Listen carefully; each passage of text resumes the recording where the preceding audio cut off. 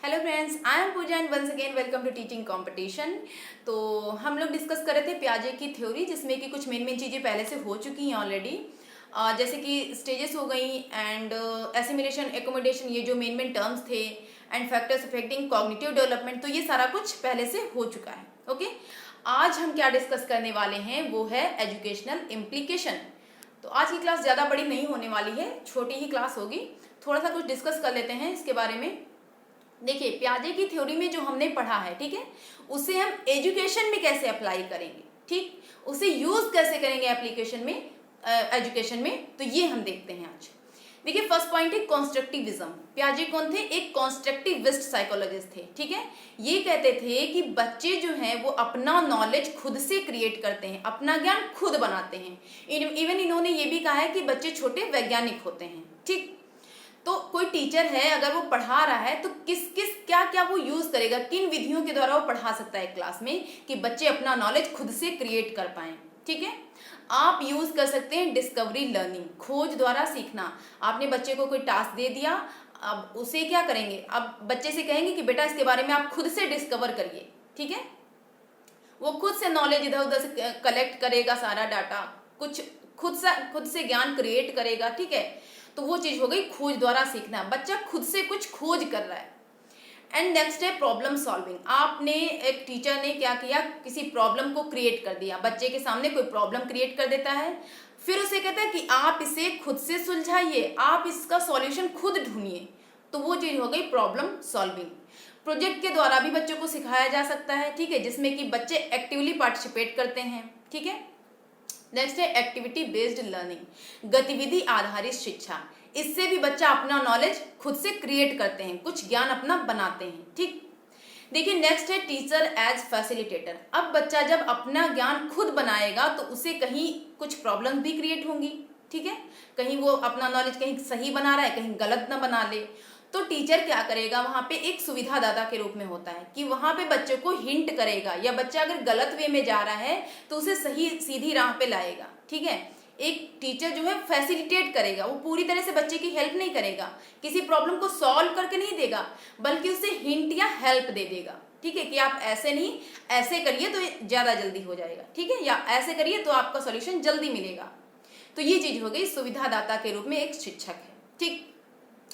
Next है वैयक्तिक विभिन्नता। चलिए इसको एक एग्जांपल से समझते हैं। देखिए, किसी क्लास में कुछ बच्चे हैं थर्ड स्टेज के, ठीक, थर्ड स्टेज के हैं, एंड कुछ बच्चे हैं फोर्थ स्टेज के। अब आप उस क्लास में कैसे पढ़ाएंगे?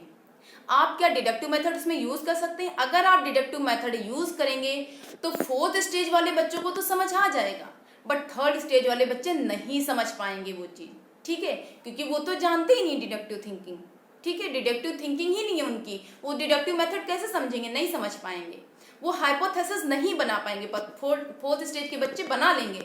तो आप क्या करेंगे, उस क्लास में कैसे पढ़ाएंगे? थर्ड स्टेज के बच्चों को भी ध्यान में रखेंगे, ठीक है। वैयक्तिक विभिन्नता यही है कि जितने बच्चे होंगे अलग अलग स्टेज के अगर हैं तो सारे बच्चों को आपको ध्यान में रख के टीचिंग करानी है, पढ़ाना है, ठीक। इतना आया समझ? चलिए नेक्स्ट देते हैं रेडीनेस, तत्परता। कोई बच्चा तत्पर है कि नहीं। देखिए, इसमें तत्परता की बात की गई है, उसका दिमाग मतलब उसकी मेंटल एबिलिटी जो है, जो उसका कॉग्निशन है, वो रेडी है कि नहीं, जो आप पढ़ा रहे हैं वो पढ़ने के लिए। अब थर्ड क्लास का बच्चा है, आप उसे पढ़ा रहे हैं 8th क्लास की साइंस, ठीक है, क्या वो समझ पाएगा? नहीं समझ पाएगा ना। तो यही चीज है रेडीनेस, उसका कॉग्निशन या उसकी थिंकिंग लेवल उतनी है ही नहीं कि वो 8th क्लास की साइंस या मैथ समझ पाए, ठीक है। तो बच्चों की रेडीनेस को ध्यान में रखते हुए हमें उन्हें शिक्षा देनी चाहिए। एंड लास्ट है encouraging self analysis and self assessment. बच्चों को आप कहिए कि आप खुद से अपना एनालिसिस करिए, ठीक है, कि किस पोर्शन में बच्चे वीक हैं, किस में स्ट्रांग हैं, कौन से सब्जेक्ट बच्चों की वीक है, कौन सब्जेक्ट स्ट्रांग है, तो ये सारा कुछ। एंड सेल्फ असेसमेंट भी बच्चों को करने दीजिए कि जो भी आपने कोई टेस्ट लिए या कुछ भी किया, ठीक है, तो उसमें कहाँ कहाँ पे कमियां हैं, ठीक है, तो बच्चों को उसमें आप इन्वॉल्व करिए ताकि बच्चों को अपनी कमियां पता चले तो वो आगे से सही कर पाए, ठीक है। तो एजुकेशन इम्प्लीकेशन तो हो गया। अब थोड़ा सा देख लेते हैं प्याजे की क्रिटिसिज्म, ठीक है। इनमें इनकी जो थ्योरी है जो इन्होंने दी है, कुछ इसमें कमियां भी देखने को मिली हैं, चलो देख लेते हैं वो भी। देखिए, first stage ignorance of culture and society influence. इन्होंने कल्चर और सोसाइटी के इन्फ्लुएंस को पूरी तरह से इग्नोर कर दिया है, ठीक है, कि उसका कोई फर्क पड़ता ही नहीं। जबकि बच्चे के कॉग्निटिव डेवलपमेंट में कल्चर या सोसाइटी का अहम रोल है, ठीक है। आपको एक एग्जांपल समझाती हूँ। सपोज दैट एक बच्चा है, ठीक है, थर्ड स्टेज का बच्चा है, तो कभी कभी ऐसा देखा गया कि उसमें हाइपोथेसिस वो बनाने लग गया, या उसे डिडक्टिव मेथड से आप समझा रहे तो वो समझने लग जाता है। बट कभी कुछ केसेस में ऐसा भी हो जाता है कि वो कुछ बच्चे 20 या 22 साल के भी हो जाते हैं, फिर भी वो इमेजिन नहीं कर पा रहे हैं, फिर भी वो हाइपोथेसिस नहीं बना पा रहे। रीज़न क्या है? रीज़न है सोसाइटी, उनका कल्चर, कि वो ऐसी सोसाइटी में रहे ही नहीं कि जहाँ पे इमेजिनेशन को जरा सा भी महत्व दिया जाता हो या जरा सा भी इमेजिन किया जाता हो, ठीक है। तो इसलिए ये क्रिटिसाइज किए जाते हैं। इन्होंने समाज को और कल्चर को पूरी तरह से इग्नोर कर दिया। नेक्स्ट है ignorance of effect of training. देखिए, ट्रेनिंग का इफेक्ट, इन्होंने ट्रेनिंग पे ध्यान ही नहीं दिया कि बच्चे को अगर इनका क्या मतलब है कि प्याजे कहते हैं कि हमने जो फिक्स स्टेज बताई है उस फिक्स्ड स्टेज में फिक्स थिंकिंग आ जानी है बच्चे में, ठीक है। प्याजे ये कह रहे हैं, इन्होंने 4 स्टेजेस दी है ना, तो इनका मानना ये है कि हमने जो स्टेजेस दी हैं उसी में वो थिंकिंग आ जानी है, जबकि ऐसा नहीं है। इन्होंने क्या किया कि ट्रेनिंग को बिल्कुल अनदेखा कर दिया, जबकि होता क्या है कि कोई छोटा बच्चा है, 2 या 3 साल का बच्चा, आप समझिए, ठीक है, 3 साल का बच्चा है। अब आप उसे डेली कुछ शेप दे रहे हैं, ठीक है, एक सेकंड बताती हूँ। कुछ शेप हैं, ठीक है, आप उसे कुछ छोटे शेप दे रहे हैं, फिर उससे बड़ा, उससे बड़ा, वो क्या कर लेगा? आप उसे डेली सिखा रहे हैं सीरियल से लगाना, छोटा, फिर उससे बड़ा, फिर उससे बड़ा, फिर उससे बड़ा, वो धीरे धीरे क्या करने लग जाएगा?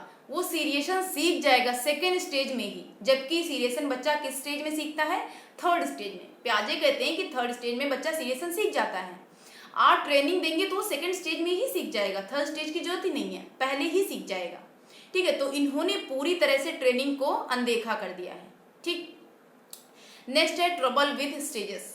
इनका मानना है कि हम ये कहते हैं ना कि इन्होंने 4 स्टेजेस दी हैं। देखिए, इन्होंने 4 स्टेजेस दी हैं, ठीक है, 1 हो गया, 2, 3, 4, चारों में कुछ कुछ करेक्टरिस्टिक्स बताइए कि फर्स्ट स्टेज में बच्चा ये कर लेता है, सेकेंड स्टेज में ये कर लेता है, ठीक है। तो ऐसा करके कुछ बताया 4 स्टेजेस में। अब इनका मानना है कि हमने जो फिक्स्ड स्टेज बताई हैं उसमें फिक्स्ड थिंकिंग ही आती है बच्चे की, जो कि बिल्कुल गलत है। हमने अभी बताया ना कि थर्ड स्टेज का बच्चा भी कभी कभी हाइपोथेसिस कर लेने लगता है, वो डिडक्टिव थिंकिंग उसे समझ आने लगती है, वो क्रिएटिव हो जाता है थर्ड स्टेज में ही। जबकि फोर्थ स्टेज में या 20 या 22 साल का भी बच्चा इमेजिनेशन तक नहीं कर पाता, ठीक है। तो ये क्या है, पूरी तरह से कठोरता से इन्होंने बताया कि इस स्टेज में इतनी ही थिंकिंग आनी है या सेकंड स्टेज में इतनी ही थिंकिंग आई है, जो कि बिल्कुल गलत है। तो इसलिए भी इनको क्रिटिसाइज किया गया, ठीक है। एंड लास्ट है ऑब्जर्व हिज ओन चिल्ड्रन। इन्होंने ये जो थ्योरी दी है अपनी, किसको ऑब्जर्व करके पूरी थ्योरी बना डाली? अपने ही बच्चों को, इनके 3 बच्चों को अपने ऑब्जर्व किया और उसी पे बेस्ड अपनी थ्योरी बना डाली। जैसे जैसे देखा कि किस स्टेज में बच्चा क्या थिंकिंग कर रख रहा है या करेक्टरिस्टिक्स उसकी क्या है, उसी हिसाब से इन्होंने स्टेजेस दे डाले, ठीक है।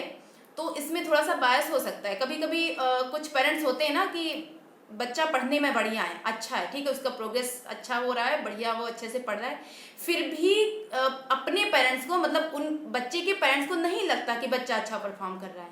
क्यों? क्योंकि वो उनका बच्चा है, उन्हें लगेगा कि मेरा बच्चा तो नालायक है, उनका देखो, उनका बेटा कितना अच्छा है, दूसरों से कंपेयर करने लग जाते हैं कि मेरा बच्चा तो उसके कॉग्निशन लेवल नहीं सही है, या इसकी थिंकिंग नहीं सही है, पढ़ाई में नहीं अच्छा है, नालायक है, पढ़ नहीं रहा है। दूसरों के बच्चे को कहेंगे वो देखो कितना अच्छा मार्क्स लाता है, वो तो बहुत बढ़िया है। तो अपने बच्चों के साथ थोड़ा सा ये चीज़ हो जाती है। या फिर कुछ पेरेंट्स का ये मानना होता है, भले ही अपने बच्चे को कुछ भी ना आ रहा हो, फिर भी उसको कहेंगे कि हमारा बच्चा बहुत इंटेलिजेंट है। कुछ ऐसे होते हैं पेरेंट्स, तो अपने बच्चों के साथ थोड़ा सा ये चीज़ हो जाती है। इसलिए इनको क्रिटिसाइज किया गया कि प्याजे आपने तो अपने ही बच्चों को ऑब्जर्व करके बना डाली पूरी थ्योरी, तो इसमें थोड़ा सा बायस हो सकता है, ठीक है। तो आई होप कि आपको इतना सारा कुछ समझ आ गया होगा। जो भी मैंने समझा है कुछ भी ज़्यादा टफ नहीं था, बस थोड़ा सा क्रिटिसिज्म वाला पार्ट है और क्या है, एजुकेशनल इम्प्लीकेशंस हैं। तो आज हो गई प्याजे की थ्योरी लास्ट, ठीक है, कंप्लीट हो चुकी है। अब हम नेक्स्ट क्लास में क्या करेंगे, कुछ इंपॉर्टेंट क्वेश्चंस करेंगे जो कि प्याजे से ही रिलेटेड होंगे, ठीक है, और जो प्रीवियस ईयर आए हुए हैं टेट में एंड सी टेट में, एंड केवीएस एंड DSSS के भी क्वेश्चंस हम देख लेंगे, ठीक है, जो भी प्याजे से रिलेटेड क्वेश्चंस होंगे। तो क्लास यहीं पे एंड करते हैं। Thanks for watching.